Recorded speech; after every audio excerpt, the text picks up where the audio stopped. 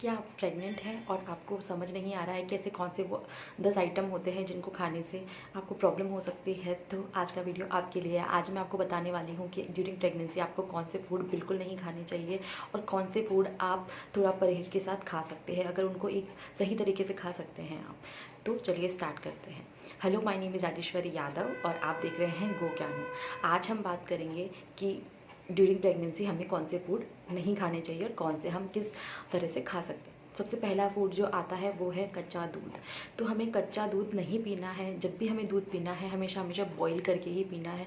दूध अपने आप में एक फुल डाइट है, मतलब ओवरऑल फूड है, उसके साथ आपको कुछ लेने की ज़रूरत नहीं पड़ती, मतलब इतना फ़ायदेमंद होता है। और ड्यूरिंग प्रेगनेंसी हमें दूध ज़रूर पीना चाहिए, लेकिन हमें कच्चा दूध नहीं पीना चाहिए, क्योंकि कच्चे दूध के अंदर लिस्टेरिया और सॉल्मोनेला जैसे 2 बैक्टीरिया पाए जाते हैं, जिसकी वजह से आपको ड्यूरिंग प्रेगनेंसी प्रॉब्लम आ सकती है। वो आपके बच्चे की ग्रोथ में भी प्रॉब्लम कर सकता है और आपको टाइम से पहले जैसे कि आपको डिलीवरी करवा सकता है, प्री बर्थ वाली जो प्रॉब्लम होती है वो करवा सकता है, आपको दस्त उल्टी जैसे सिम्टम दे सकता है। तो आप कोशिश करें कि आप कच्चा दूध ड्यूरिंग प्रेगनेंसी ना पिए। आपको दूध पीना है, आप हमेशा दूध उबाल के और रोज़ डेली दूध पिए, लेकिन उबला हुआ दूध पिए।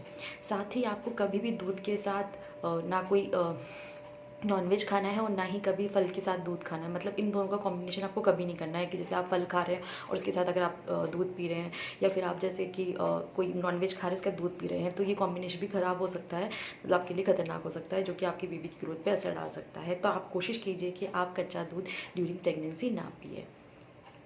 सेकंड आता है अनानास।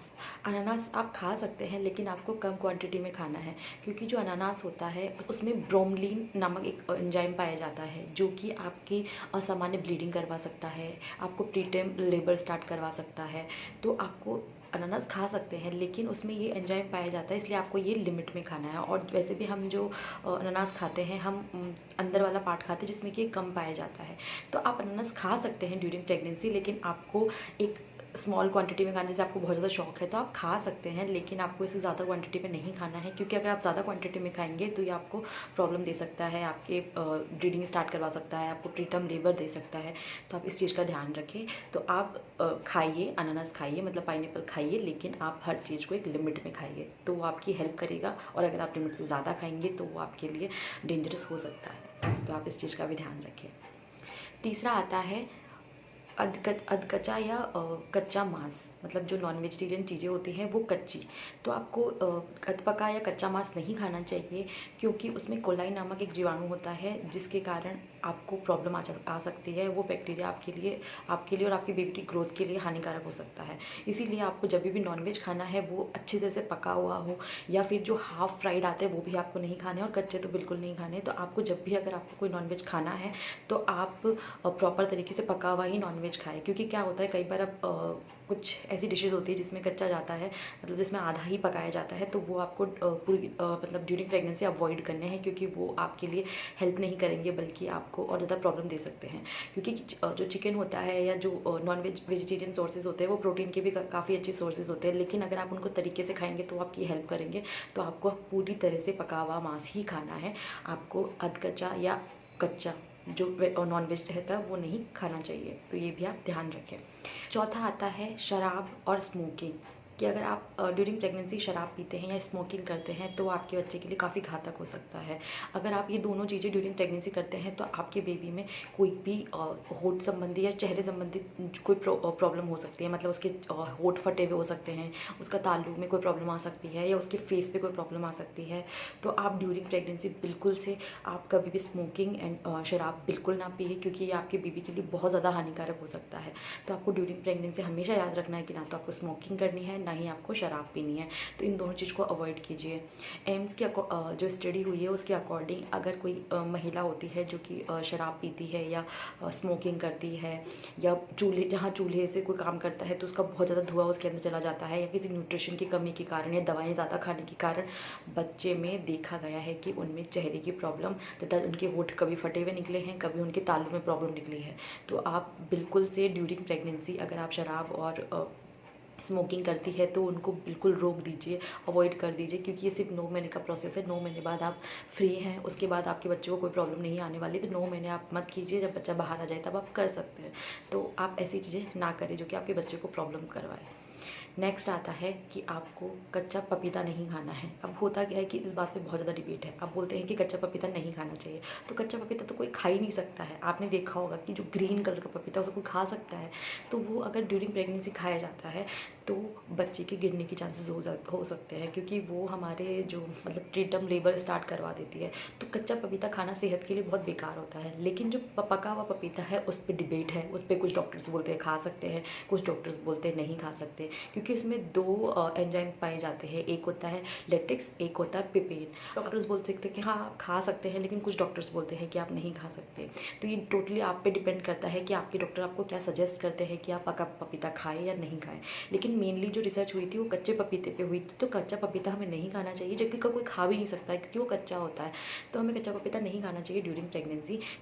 नेक्स्ट आता है कच्चा अंडा। आपको ड्यूरिंग प्रेगनेंसी कच्चा अंडा भी नहीं खाना चाहिए, क्योंकि उसमें सॉल्मोनेला नामक एक बैक्टीरिया होता है। जब अगर अंडा नहीं पकाया जाता है तो उसमें वो रहता है, और अगर वो अंडा पका लिया जाता है तो उसमें वो ख़त्म हो जाता है।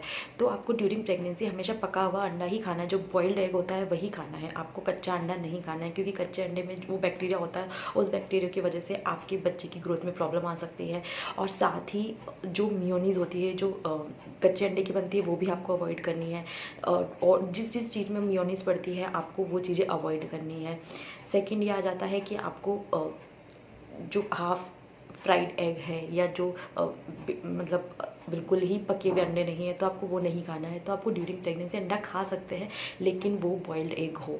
मतलब अगर अंडा पका हुआ है तो आप अंडा खाइए, अगर अंडा कच्चा है तो उसमें जो बैक्टीरिया है वो आपकी बेबी की ग्रोथ के लिए प्रॉब्लम कर सकते हैं।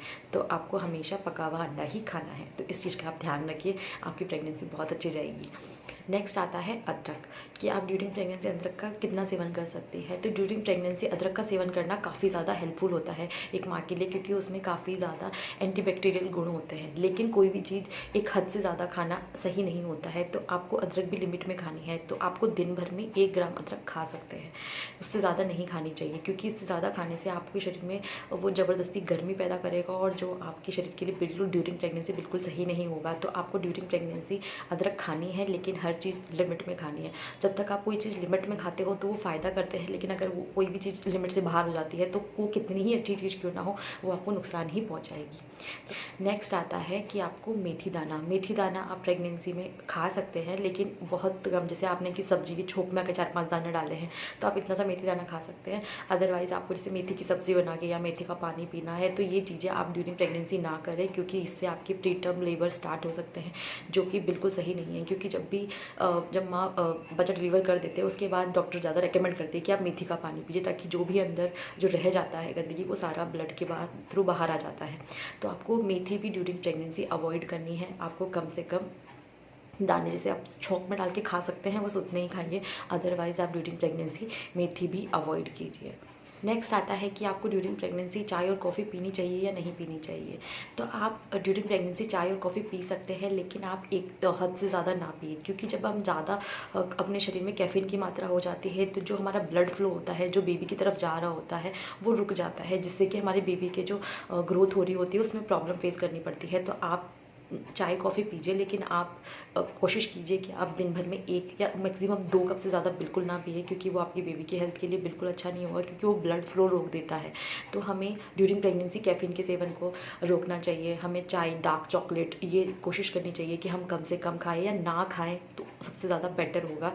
तो आपको ड्यूरिंग प्रेगनेंसी 1 मैक्सिमम या 2 कप से ज़्यादा चाय या कॉफ़ी नहीं पीनी है।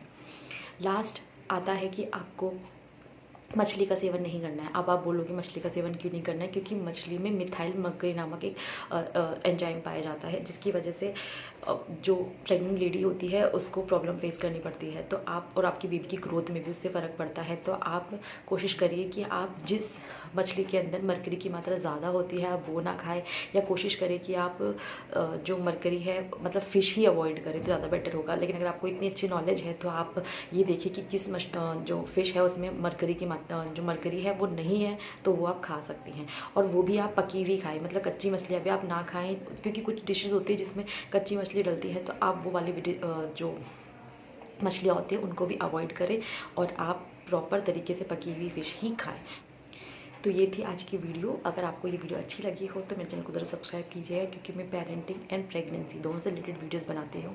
तो अगर आपको ऐसी वीडियोस देखना पसंद है तो मेरे चैनल को ज़रा सब्सक्राइब कीजिए और पास में जो बेल आइकन है उसे हिट करना बिल्कुल ना भूलें। Thank you.